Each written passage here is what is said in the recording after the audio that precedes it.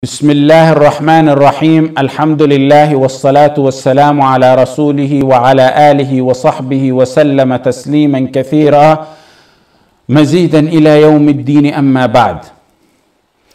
All of our deeds at all times must be solely for the sake of Allah. You don't give any portion of your deeds to other than Allah, not for riya, show off or anything else. وَمَا أُمِرُوا إِلَّا لِيَعْبُدُوا اللَّهَ مُخْلِصِينَ لَهُ الدِّينَ. One of the best cures for those who struggle or think they struggle with show off is to establish in your heart that in the simple world, people run into trials and tribulation by the qada and qadr of Allah. And everyone here and everywhere can tell you of times where people turned away in minor and major difficulties they went through. People turned away and left them alone. If they're not going to stand in the simple world, why would you give them some of your most valuable assets, your deeds, when the only one who will be there for you and worthy of your deeds is Allah subhanahu wa ta'ala, both in this life and in the life after? Secret, discreet, sincere deeds between you and Allah are what you ask Allah with when you are in a desperate need, both in this life and for matters of the life after.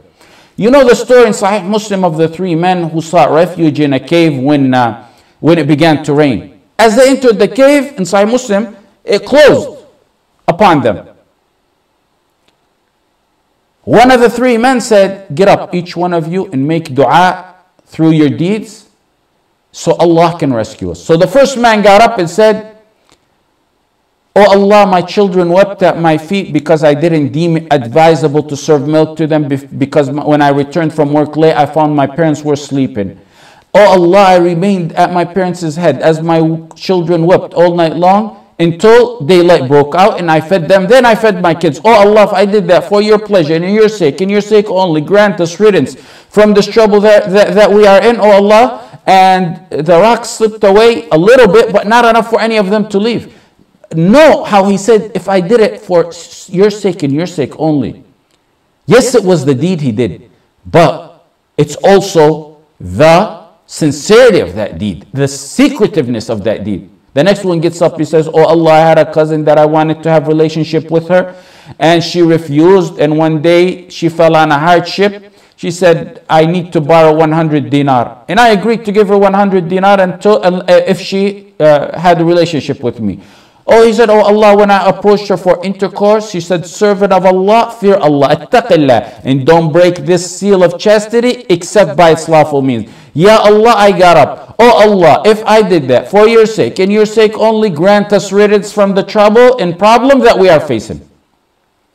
Likewise, the third man gets up, open a little bit, not enough. The third one says, "Oh Allah, I had a worker.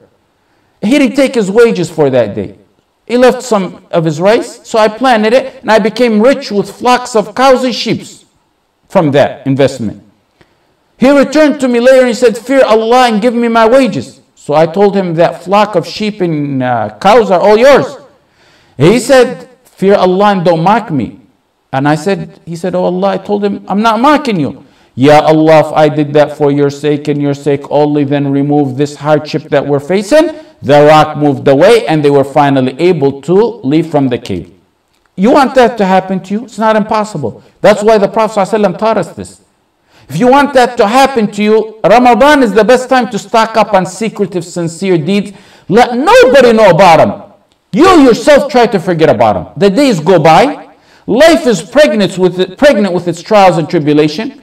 After years, maybe a child will get sick. Maybe cancer, pain, poverty. May Allah save you, guard all of you from all that. Then you raise your hand, you say, oh Allah, I had that deed and I did it in secrecy, in sincerity for your sake. Oh Allah, grant me riddance from this trouble that I'm facing. Or forget about it altogether.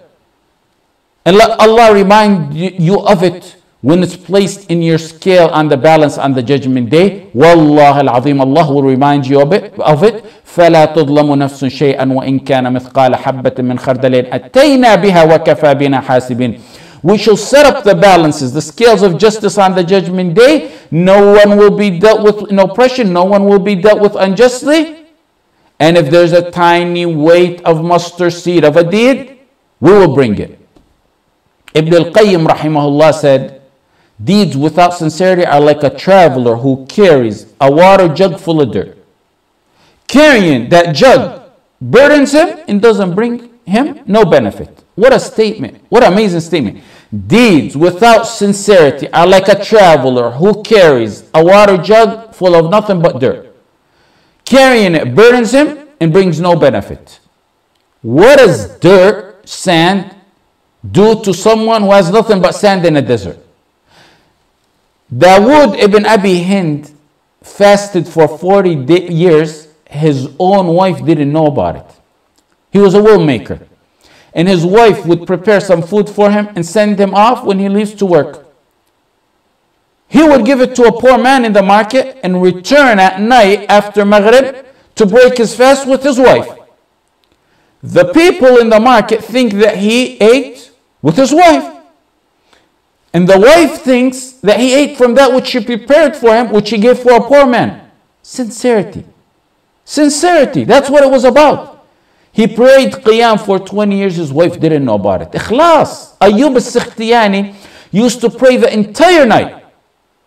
And then a few moments before Fajr, he would raise his voice in recitation in Quran. So people would think he got up just a few moments before Fajr, when he in reality never even got sleep all night long. Hassan ibn Abi Sinan, his wife said, my husband used to trick me like we parents trick their kids. He used to trick me to sleep. And when I sleep, he get up and pray. One time she called him, she said, Abu Abdullah, with his kunya, why do you punish yourself like this? Easy on yourself. He said, woe to you, woman. You want me to sleep? I'll sleep. And I'm going to sleep and get my rest on a day when I'll never wake up from my sleep. Zayn al-Abidin, the great-grandson of Ali ibn Abi Talib, Zayn al-Abidin ibn Ali radiyallahu anhu, he used to feed poor people in Medina for 10 years. Nobody knew who was bringing them food. Every day in the morning, they'd find food in front of their houses. When Zayn al-Abidin died, they figured out it was him because no longer did they get any food. And more so, when they washed him and shrouded him, they found marks on his back from carrying the bags to the poor people. Al-A'mash said, I visited Ibrahim al-Nakha'i and he began to read Quran and he constantly read Quran. Whenever he had guests, he'd quickly put the Quran and hide it away, and he would tell me, confide in me, I don't want people to see that I'm reading Quran. What a difference. What a difference between them and those who never sweat for the sake of Allah yet bolster about it. Those who bolster about a simple little khutbah they gave, or a couple orphans they sponsored, or maybe a 5-minute talk, or just going for the Taraweeh 2-3 nights out of Ramadan. It's usually those with such deeds that they bolster about that have no effectiveness or no sincerity. And it's those with secret deeds that have the effective, sincere deeds. Ibn al-Jawzi, rahimahullah, said Abdullah ibn al-Mubarak, who died 181 years after the Hijrah, he was a sincere master who feared losing sincerity of his deeds if people knew about his deeds or if they praised him. Na'im ibn Hamad said, when Ibn al-Mubarak read a hadith, he would cry like a camel or a cow when they're being sacrificed, the noise they make when they're being sacrificed. Sufyan al-Thawri said, I wished for 1 year of my life I could do the deeds that Ibn al-Mubarak, rahimahullah, did. He said, I couldn't even do 3 days worth of what Ibn al-Mubarak does. Ibn al-Mubarak, a worshipper. Abdullah ibn Mubarak, an imam in knowledge, a man who put his knowledge into action, beneficial knowledge, a mujahid.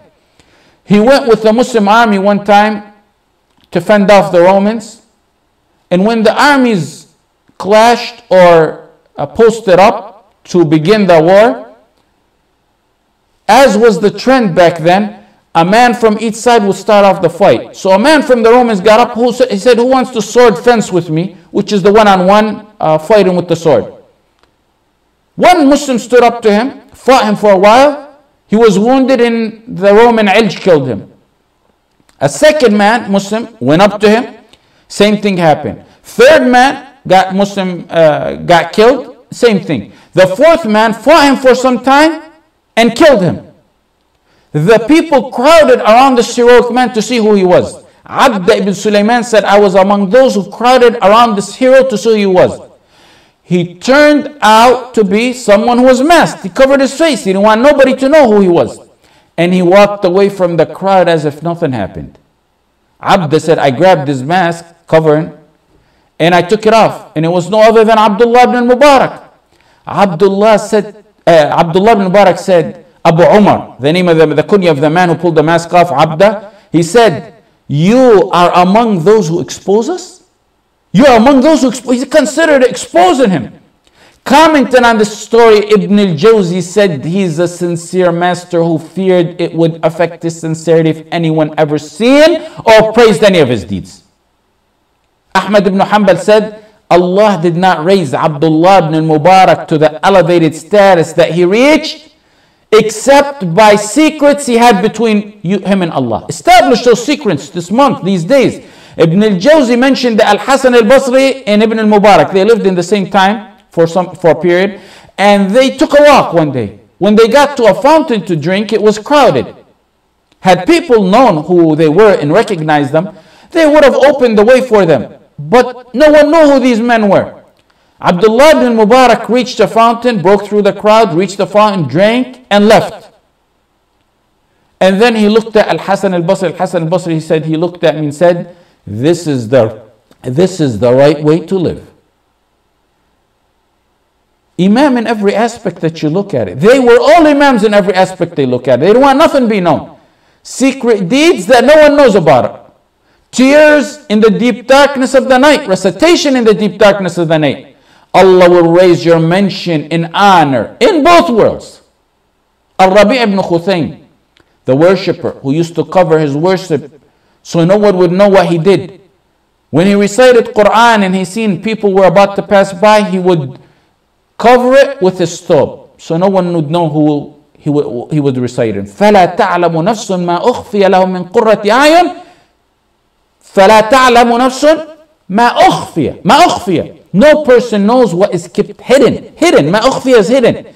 No person knows what is kept hidden for them of joy, of reward, because of what they used to do. Why did Allah say hidden? Why is it hidden? They hid their deeds from humans, so Allah hid for them a special reward. Reward depends on the kind of deed. You reap what you sow. You hid something, Allah is gonna save something hidden for you. رب أشعث أخبر مدفوع بالأبواب لو أقسم على الله لأبره. In Sahih Muslim, a disheveled man, أشعث, disheveled person. أخبر means dusty. مدفوع بالأبواب means he's looked down upon so much that if he knocks on your door, you wouldn't even open his door. He's neglected in society. Everyone looks down on him. What about him? The Prophet ﷺ said, if he gives an oath by Allah, Allah will fulfill it. You may think he's a nobody, I may think he's a nobody, but he's got some secrets at home in the dark nights that if he gives an oath to Allah in a dua like fashion, Allah will answer it. Meaning if he says, Wallahi ya Allah, you're going to do this for me, but the intention is of course in dua, it will be answered. Every single day you say 17 times, Iyyaka na'bud, you alone. By fard you say it 17 times. Every day you say 17 times, you alone we worship. Iyyaka nasta'een, you alone we ask for your help. And tens of more times other than that in sunnah you say them. Every time you say it, remember to renew your vow that you're only doing this for the sake of Allah. Make it as much secret as possible. For this Ramadan, plan and make secret your deeds and establish a secretive relationship with Allah. Worship no one knows but you and Allah. Sincerely for the sake of Allah. Keep it hidden. Salah, prayer, zakah, reciting of the Quran, taraweeh, charity, knowledge or da'wah. You yourself try to forget it. Wallahi, you're going to be reminded of it on the judgment day. Wallahi al-azim, you're going to see its effect in this life. If you're afflicted with a hardship years and years later, raise your hands to Allah and say, Ya Allah, I got up every single night of Ramadan. No one knew that but me and you. If I did that sincerely for your sake and your sake, then grant me riddance of this trouble and trial that I'm facing. Allahumma inna na'udhu bika an nushrika bika wa nahnu na'lam. Wa nastaghfiruka lima la na'lam. Wa sallallahu ala sayyidina Muhammad wa ala alihi wa sahbihi wa sallam. Walhamdulillahi rabbil alameen.